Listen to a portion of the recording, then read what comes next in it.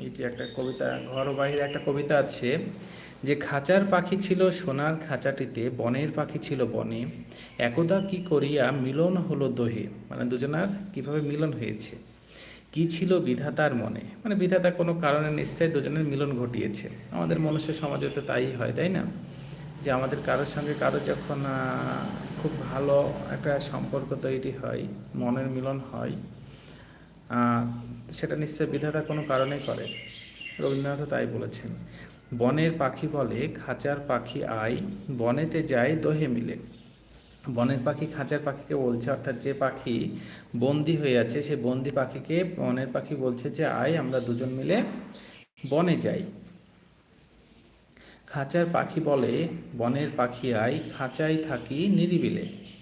এইবার উল্টোটা হচ্ছে, উল্টোটা বলতে খাঁচার পাখি আবার বনের পাখিকে বলছে যে আয় খাঁচার ভিতরে চলে, মানে বনের পাখি বনে যেতে বলছে খাঁচার পাখিকে, আর খাঁচার পাখি উল্টোটা বলছে, খাঁচার পাখি আবার বনের পাখি বলছে আয় তুই খাঁচায় চলে আয়, আমরা দুজনায় থাকি এই নিরিবিলে। বনের পাখি বলে না আমি শিকলে ধরা নাহি দিব, খাঁচার পাখি বলে হায় আমি কেমনে বনে বাহিরিব। মানে দুজন দুজনের দুঃখের কথা বলছে, যে যে বনের পাখি সে বলছে যে আমি মানে শিকলে নিজেকে বাধা দিতে চাই না, কিন্তু যে বাধা পড়ে আছে সে বলছে হায় আমি কিভাবে তোমার কাছে যাব, আমি কিভাবে এই শিকল এই বন্ধন ছিন্ন করে যাব। মানে সে তার অসহায়ত্ব ইয়েটা তুলে ধরেছে আর কি। যদিও সে মন থেকে চাইছে, চেষ্টা করবে যেতে, নিশ্চয়ই যাবে।